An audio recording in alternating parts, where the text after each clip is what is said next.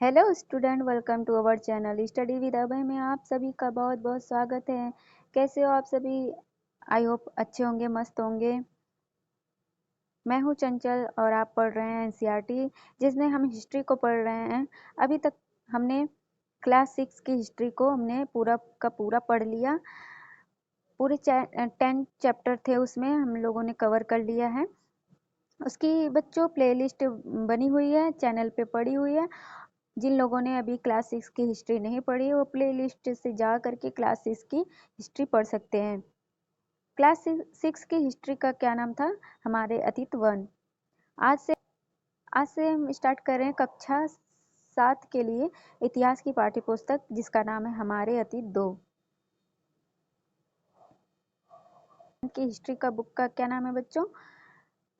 हमारे अतीत 2। बच्चों, ये रही हमारी विषय सूची।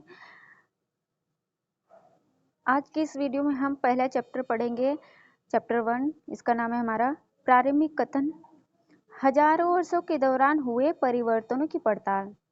ऐसे हम अगले दिन दूसरा चैप्टर पढ़ेंगे, राजा और उनके राज्य। ऐसे ऐसे करके हम क्लास 7 की भी हिस्ट्री को पूरा का पूरा पढ़ लेंगे। आइए आज की चैप्टर की तरफ हम चलते हैं, अपने चैप्टर को स्टार्ट करते हैं। आइए बच्चों, स्टार्ट करते हैं हमारा चैप्टर, हजारों वर्षों के दौरान हुए परिवर्तनों की पड़ताल। आइए हम देखते हैं इस चैप्टर में क्या है। शुरू पहले ये कह रहा है हमसे कि मानचित्र 1 और 2 पर नजर डालिए।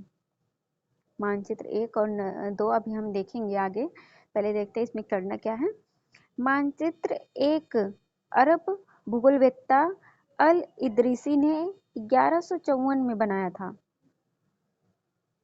मानचित्र 1 को अरब भूगोलवेत्ता अल इदरीसी ने 1154 में बनाया था। यहाँ जो नक्शा दिया गया है वह उसके द्वारा बनाए गए दुनिया के बड़े मानचित्र का एक हिस्सा है और भारतीय उपमहाद्वीप को दर्शाता है। और मानचित्र 2 में क्या है बच्चों? एक फ्रांसीसी मानचित्रकार ने 1720 में बनाया था। दोनों नक्शे एक ही इलाके के हैं, मगर उनमें काफी अंतर है। अल इदरीसी के नक्शे में दक्षिण भारत उस जगह है जहां हम आज उत्तर भारत ढूंढेंगे और श्रीलंका द्वीप ऊपर की तरफ है।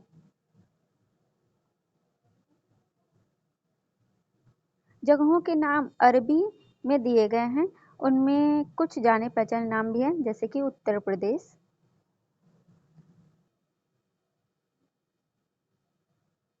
ये देखिए बच्चों, मानचित्र 1 है, 12वीं सदी के भूगोलवेत्ता अल इदरीसी के द्वारा बनाया गया हुआ दुनिया के नक्शे का एक हिस्सा है, जिसमें भारतीय उपमहाद्वीप को भूमि से समुद्र तक दिखाया गया है। देखिए,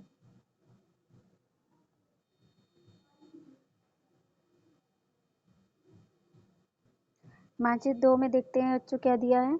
18वीं सदी के आरंभ में ग्विलॉम द लिस्ले के एटलस नूवो के अनुसार यह उपमहाद्वीप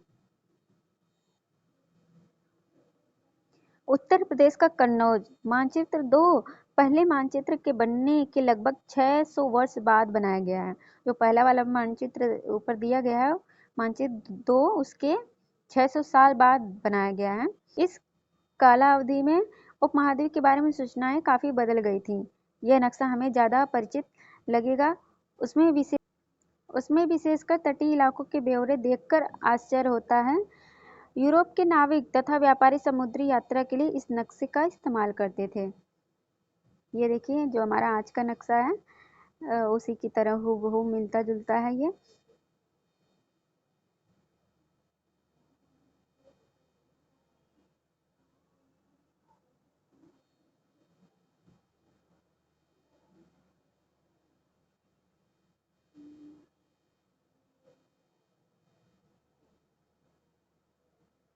लेकिन अब भीतरी इलाकों पर नजर डालें। क्या इनमें भी उतने ही ब्यौरे हैं जितने समुद्र तट वाले हिस्से में? गंगा के मार्ग को देखें, इसे किस तरह से दर्शाया गया है।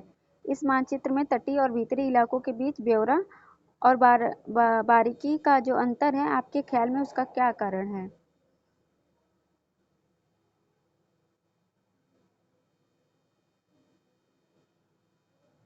इस वाले मानचित्र में बच्चों देखिए पूरे नक्शे में पूरा हमारा रास्ता वगैरह दिया गया है। इतनी ही महत्वपूर्ण एक और बात यह है कि दूसरे युग तक मानचित्र अंकन का विज्ञान भी बहुत बदल गया था।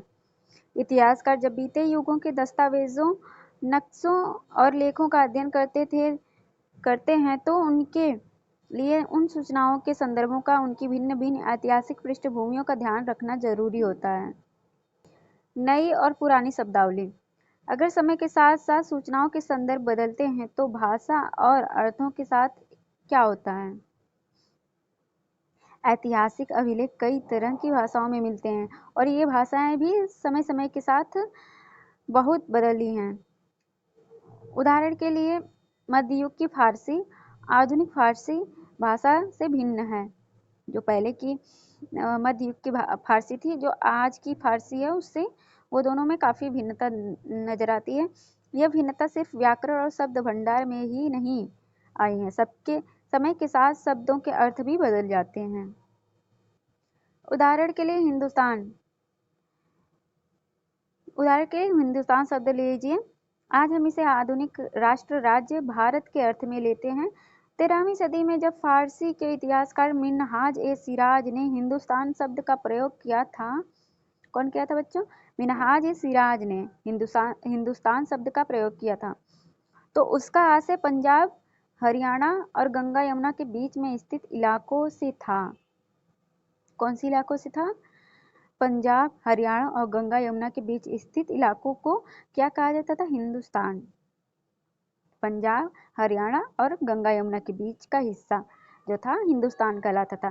किस इतिहासकार के द्वारा यह शब्द दिया गया था? मिन्हाज ए सिराज।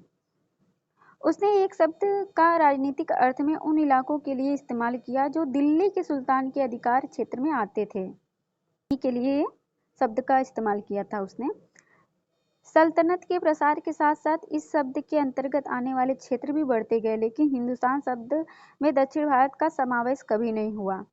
जो दक्षिण भारत का समावेश वो हिंदुस्तान में नहीं ऐड होता था, वो बस इधर ऊपर साइड के भारत का मैप, अगर आप इंडिया का मैप देखेंगे, ऊपर साइड के इलाकों को ही हिंदुस्तान में हिंदुस्तान शब्द में उन्हीं सबको समावेश किया जाता था, उन्हीं सब में देखा जाता था। इसके विपरीत 16वीं सदी के आरंभ में बाबर ने हिंदुस्तान शब्द का प्रयोग इस उपमहाद्वीप के भूगोल, पशु पक्षियों और यहाँ के निवासियों की संस्कृति का वर्णन करने के लिए किया। कौन बच्चों? बाबर, जो कि मुगल वंश का स्थापक था।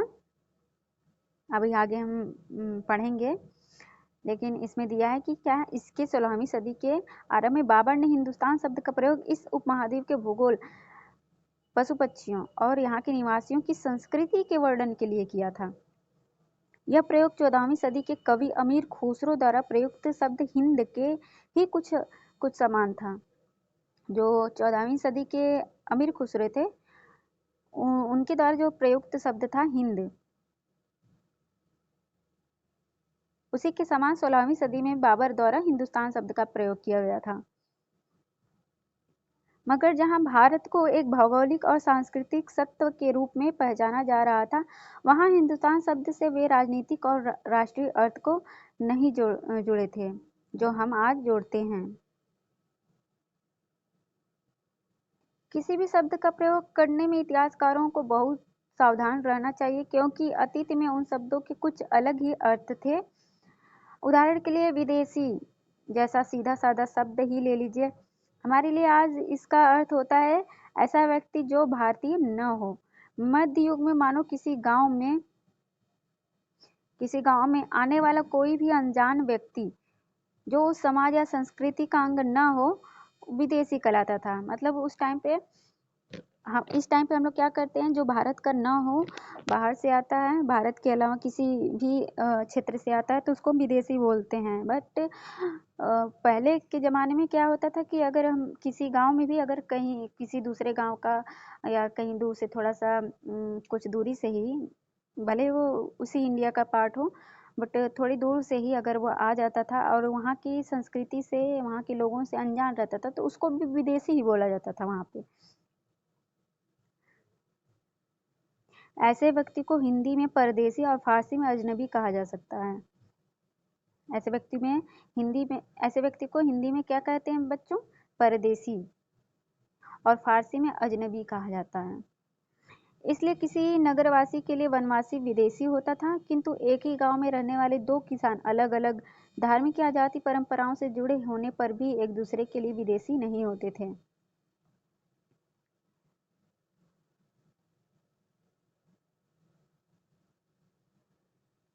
अगर एक ही गांव में रहने वाले दो किसान अलग अलग धार्मिक या जाति परंपराओं से जुड़े हैं, लेकिन एक दूसरे के लिए विदेशी वो नहीं होते थे, क्योंकि वो एक ही गांव के रहने वाले थे। इतिहासकार और उनके स्रोत। इतिहासकार किस युग का अध्ययन करते हैं और उनकी खोज की प्रकृति क्या है, इसे देखते हुए वे अलग अलग तरह के स्रोतों का सहारा लेते हैं। इतिहासकार किस युग का अध्ययन करते हैं और उनकी खोज की प्रकृति क्या है, इसे देखते हुए अलग अलग तरह के स्रोतों का सहारा लेते हैं। उदाहरण के लिए, पिछले साल आपने गुप्त वंश के शासकों और हर्षवर्धन के बारे में पढ़ा। क्लास 6 में गुप्त वंश के शासक और हर्षवर्धन के बारे में हम लोग पढ़ा। इस पुस्तक में हम मोटे तौर पर 700 से 1750 ईस्वी तक लगभग 1000 वर्षों के बारे में पढ़ेंगे।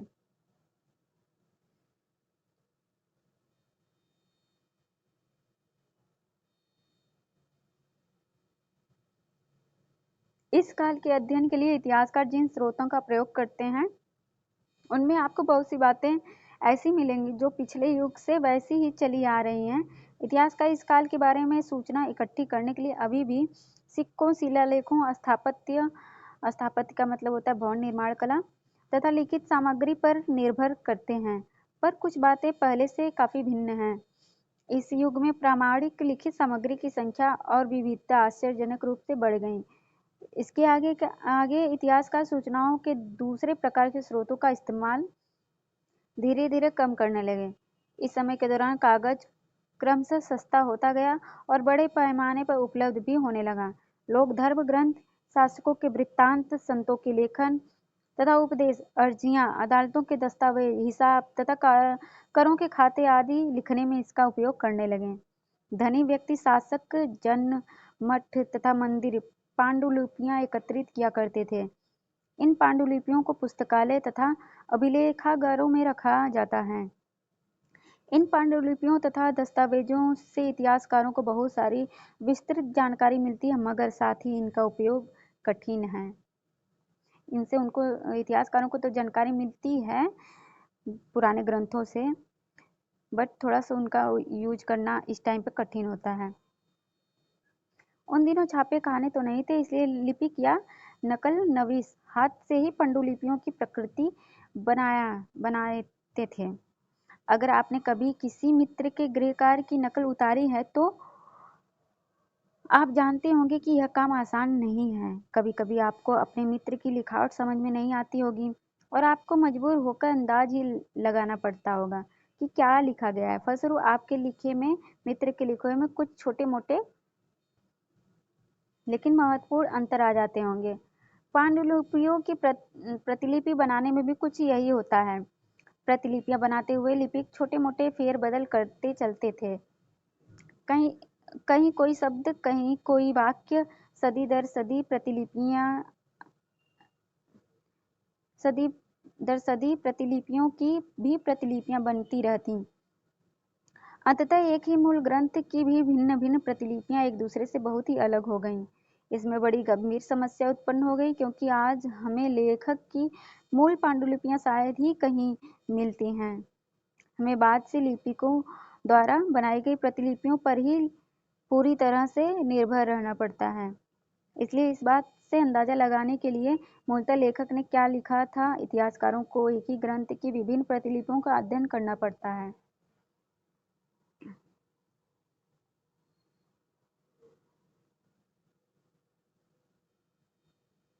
अब बच्चों ये देखिए, ये दोनों में अंतर आपको दिख रहा होगा लिखावट में। तो ऐसे ही उस टाइम पे क्या होता था, प्रतिलिपियां मतलब कि डुप्लीकेट एक एक ओरिजिनल जो कॉपी होती थी उसका धीरे धीरे लोग लिखते गए और प्रतिलिपियां बनाते गए, मतलब कि उसका डुप्लीकेट थोड़ा सा कॉपी करके लिखा जाता था, जिससे कि थोड़ा फेर बदल हो जाता था शब्दों में, वाक्यों में। इसीलिए इतिहासकारों को थोड़ा सा हर प्रतिलिपियों को, लगभग कई प्रतिलिपियों को पढ़ करके इतिहास लिखना पड़ता था, जो कि बहुत कठिन कार्य है। कई बार लेखक स्वयं भी समय समय पर अपने मूल वृत्तांत में संशोधन करते रहते थे।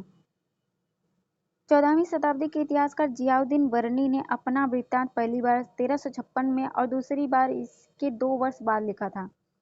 दोनों में अंतर है, लेकिन 1971 तक इतिहासकारों को पहली बार वाले वृत्तांत की जानकारी ही नहीं थी। यह पुस्तकालयों के विशाल संग्रहों में कहीं दबा पड़ा था। नए सामाजिक और राजनीतिक समूह। सन 700 और 1750 के बीच 1000 वर्षों का अध्ययन इतिहासकारों के आगे भारी चुनौती रखता है, मुख्य रूप से इसलिए कि इस पूरे काल में बड़े पैमाने पर और अनेक तरह के परिवर्तन हुए। इस काल में अलग-अलग समय पर नई प्रौद्योगिकी के दर्शन होते हैं, जैसे सिंचाई में रहट, कताई में चरखे और युद्धों में आग्नेयास्त्र का इस्तेमाल। बारूद वाले हथियार को क्या कहते हैं? आग्नेयास्त्र। इस उपमहाद्वीप में नई तरह का खान पान भी आया। आलू, मक्का, मिर्च, चाय और कॉफ़ी, ये सब बाहर से नया खान पान आए। ध्यान रहे कि ये तमाम परिवर्तन नई प्रौद्योगिकियों और फसलें उन लोगों के साथ आए जो नए विचार भी लेकर आए थे। परिणाम स्वरूप यह काल आर्थिक, राजनीतिक और सामाजिक सांस्कृतिक परिवर्तनों का भी काल रहा।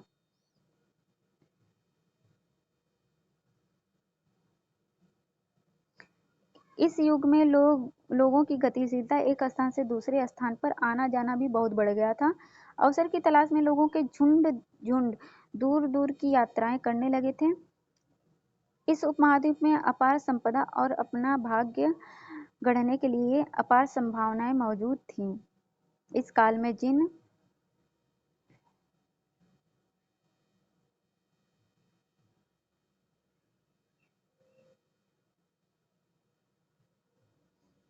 समुदायों का महत्व बढ़ा, उनमें से एक समुदाय था राजपूत, जिसका नाम राजपुत्र अर्थात राजा का पुत्र से निकला है। 8वीं से 14वीं सदी के बीच में यह नाम आमतौर पर योद्धाओं के उस समूह के लिए प्रयुक्त होता था जो क्षत्रिय वर्ण के होने का दावा करते थे। राजपूत शब्द के अंतर्गत केवल राजा और सामंत वर्ग ही नहीं, बल्कि वे सेनापति और सैनिक भी आते थे, जो पूरे उपमहाद्वीप में अलग अलग शासकों की सेनाओं में सेवारत करते थे। कवि और चारण राजपूत की आचार संहिता प्रबल पराक्रम और स्वामी भक्ति का गुणगान करते थे। इस युग में राजनीतिक दृष्टि से महत्व हासिल करने के लिए अवसरों का लाभ मराठा, सिख, जाट, अहोम और कायस्थ, मुख्यतः लिपिकों और मुंशियों का कार्य करने वाली जाति हैं, जो आदि के समूहों ने भी उठाया। इस पूरे काल के दौरान क्रमशः जंगलों की कटाई हो रही थी और खेती का इलाका बढ़ता जा रहा था। कुछ क्षेत्रों में यह परिवर्तन अन्य क्षेत्रों की अपेक्षा अधिक तेजी से और पूरे तौर पर हुआ। पर्यावरण में परिवर्तन के कारण कई वनवासियों को मजबूर होकर अपना स्थान छोड़ना पड़ा। कुछ और वनवासी जमीन की जुताई करने लगे और कृषक बन गए। कृषकों के ये नए समूह क्षेत्रीय बाजार, मुखियाओं, पुजारियों, मठों और मंदिरों से प्रभावित होने लगे। वे बड़े और जटिल समाजों के अंग बन गए। उन्हें कर चुकाने पड़ते थे और स्थानीय मालिक वर्ग की बेगार करनी पड़ती थी। परिणाम स्वरूप किसानों के बीच आर्थिक और सामाजिक अंतर उभरने लगे। कुछ के पास ज़्यादा उपजाऊ ज़मीन होती थी, कुछ लोग मवेशी भी पालते थे और कुछ लोग खेती से खाली समय में दस्तकारी आदि का कुछ काम कर लेते थे। जैसे जैसे समाज में अंतर बढ़ने लगा, लोग जातियों और उपजातियों में बांटे जाने लगे और उनकी पृष्ठभूमि और व्यवसाय के आधार पर उन्हें समाज में ऊंचा नीचा दर्जा दिया जाने लगा। ये दर्जे अस्थायी नहीं थे। किसी जाति विशेष के सदस्यों के हाथों में कितना सत्ता, प्रभाव और संसाधनों का नियंत्रण है, इसके आधार पर उसके दर्जे बदलते रहते थे। एक ही जाति का किसी क्षेत्र में कोई दर्जा हो सकता था और किसी अन्य क्षेत्र में कोई और। अपने सदस्यों के व्यवहार का नियंत्रण करने के लिए जातियां स्वयं अपने अपने नियम बनाती थीं। इन नियमों का पालन जाति के बड़े बड़े बुजुर्गों की एक सभा करवाती थी, जिसे कुछ इलाकों में जाति पंचायत कहा जाता था। लेकिन जातियों को अपने निवास के गांवों के रिवाजों का पालन भी करना पड़ता था। इसके अलावा कई गांवों में मुखियाओं का शासन होता था। मिल मिलाकर वे किसी राज्य की एक छोटी इकाई भर होती थी। क्षेत्र और साम्राज्य। चोल अध्याय 2 में हम पढ़ेंगे और तुगलक अध्याय 3 में पढ़ेंगे। मुगल हम अध्याय 4 में पढ़ेंगे। जैसे बड़े बड़े राज्यों के अंतर्गत कई सारे क्षेत्र आ जाते थे। दिल्ली के सुल्तान गयासुद्दीन बलबल 1266 से 1287 तक इसकी जो है शासनकाल रहता है की प्रशंसा में एक संस्कृत प्रशस्ति के उदाहरण के लिए अध्याय 2 देखिए। उसे एक विशाल साम्राज्य का शासक बताया गया। पूर्व में बंगाल गौड़ से लेकर पश्चिम में अफगानिस्तान के गजनी तक फैला हुआ था, जिसमें संपूर्ण दक्षिण भारत द्रविड़ भी आ जाता था। गौड़ आंध्र, केरल, कर्नाटक, महाराष्ट्र और गुजरात आदि भिन्न भिन्न क्षेत्रों के लोग उसकी सेना के आगे पलायन कर जाते थे। इतिहासकार विजय अभियान के इन दावों को अतिशयोक्तिपूर्ण मानते हैं। साथ ही वे समझने की कोशिश में भी लगे रहते हैं कि शासक लोग इस उपमहाद्वीप के भिन्न भिन्न भागों पर अपने अधिकार का उल्लेख क्यों करते रहते हैं। भाषा तथा क्षेत्र। सन 1318 में कवि अमीर खुसरो ने इस बात पर गौर किया था कि इस देश के हर क्षेत्र की अलग भाषा है। सिंधी, लाहौरी, कश्मीरी, द्वार समुद्री, दक्षिण कर्नाटक में द्वार समुद्री, तेलंगाना जो कि आंध्र प्रदेश की भाषा है, गुजरी गुजरात में, महाबारी तमिलनाडु में, गौड़ी बंगाल में, अवधी पूर्वी उत्तर प्रदेश में और हिंदवी दिल्ली के आसपास का क्षेत्र। अमीर खुसरो ने आगे बतलाया कि इन भाषाओं के विपरीत एक भाषा संस्कृत भी है, जो किसी विशेष क्षेत्र की भाषा नहीं है। यह एक प्राचीन भाषा है जिसे केवल ब्राह्मण जानते हैं, आम जनता नहीं।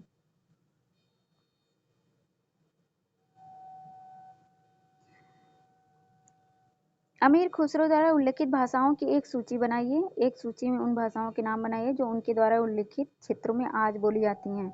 जो नाम एक से हैं उन्हें रेखांकित कीजिए और नाम भिन्न हैं उनके चारों ओर घेरा खींच दीजिए। ये आप लोगों का होमवर्क है बच्चों।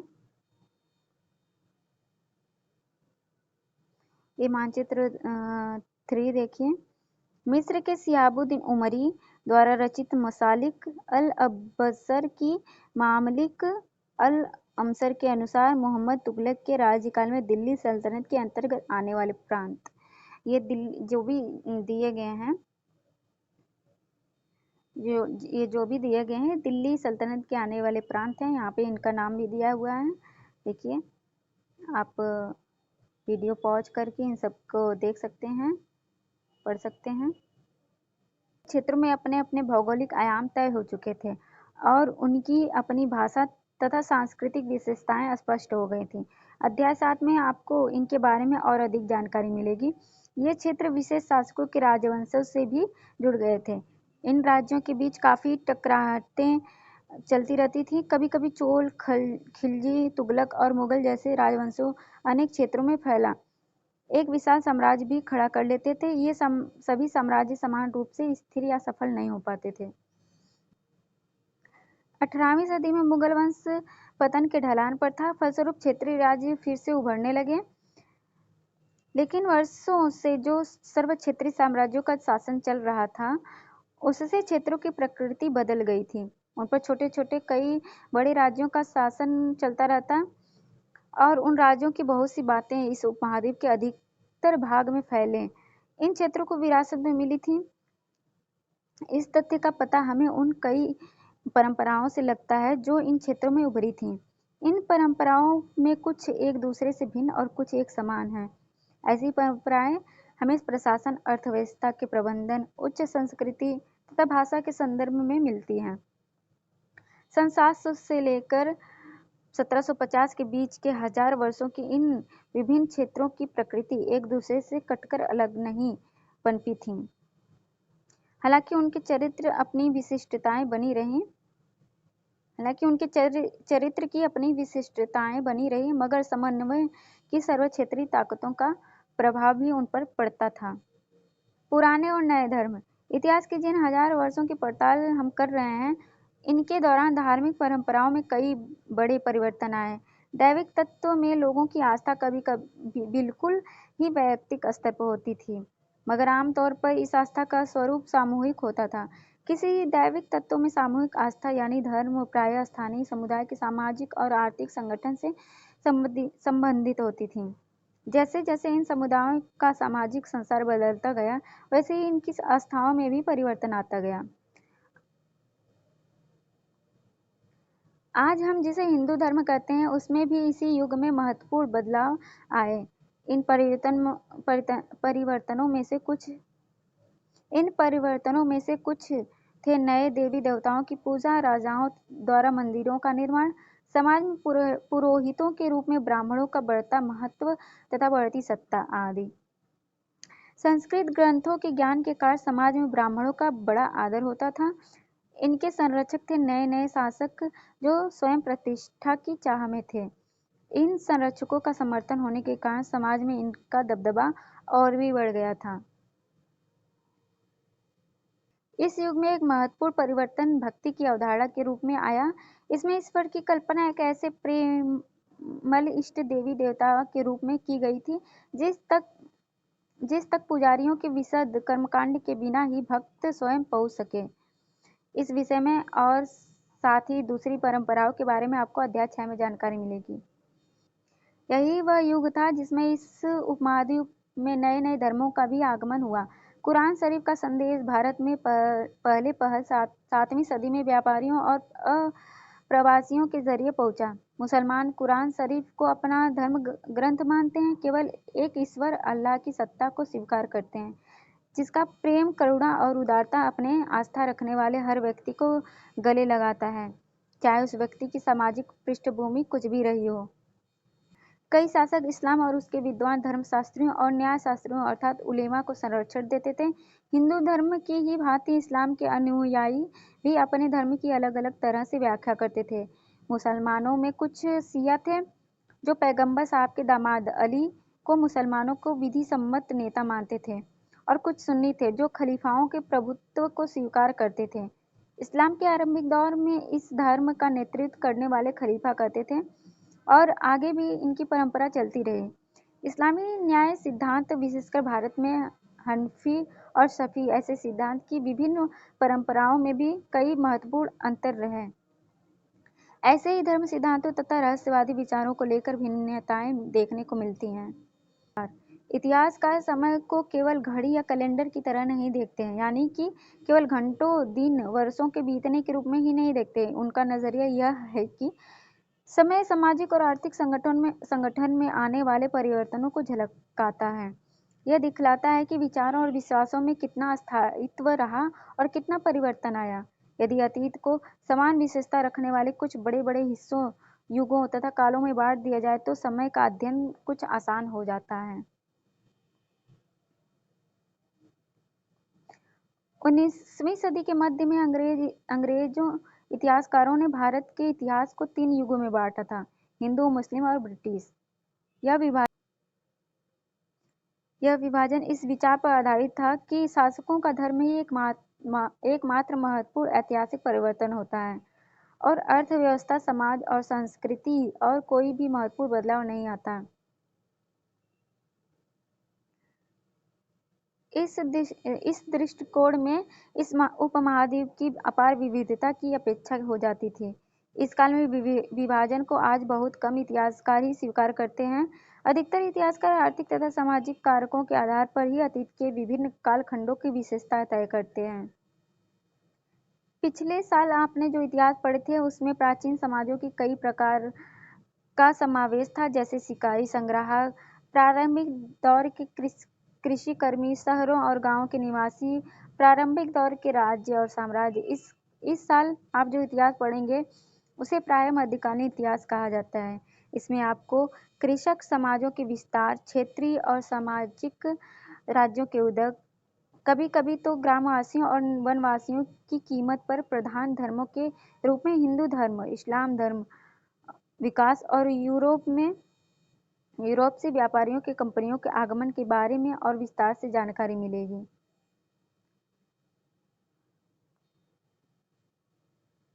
भारत के इतिहास के ये 1000 साल उनके बदलावों के साक्षी रहे हैं, अनेक बदलावों के साक्षी रहे हैं। आखिर 16वीं और 18वीं शताब्दी 8वीं या 11वीं शताब्दियों से काफ़ी भिन्न थी, इसलिए इस सारे काल को एक ऐतिहासिक इकाई के रूप में देखना समस्याओं से खाली नहीं है।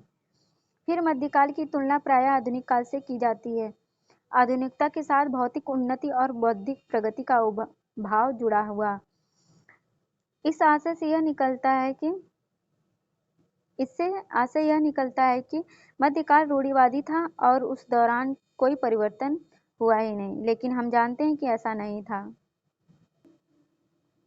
इन 1000 वर्षों के दौरान इस उपमहाद्वीप के समाजों में प्राय परिवर्तन आते रहे और कई क्षेत्रों की अर्थव्यवस्था तो इतनी समृद्ध हो गई थी कि उसने यूरोप की व्यापारी कंपनियों को भी आकर्षित करना आरंभ कर दिया। इस पुस्तक को पढ़ते समय आप परिवर्तन के चिन्हों तथा सक्रिय ऐतिहासिक प्रक्रियाओं पर ध्यान देते चलें, और जब भी संभव हो इस पुस्तक में आप जो पढ़ रहे हैं उसकी तुलना आप पिछले वर्ष पढ़ी हुई बातों से करने की कोशिश करें। जहाँ भी संभव हो यह देखें कि बदलाव कहाँ हुए हैं, कहाँ नहीं, और आज अपने आसपास की दुनिया पर नज़र डालकर भी यह देखें और क्या कुछ बदला है और क्या वैसे ही रहा है।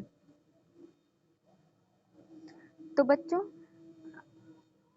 इस बुक में आपको यही समझाया गया है कि आपको मध्यकालीन इतिहास पढ़ना है। 700 से लेकर 1750 ईस्वी तक पूरा हमको कवर करना है।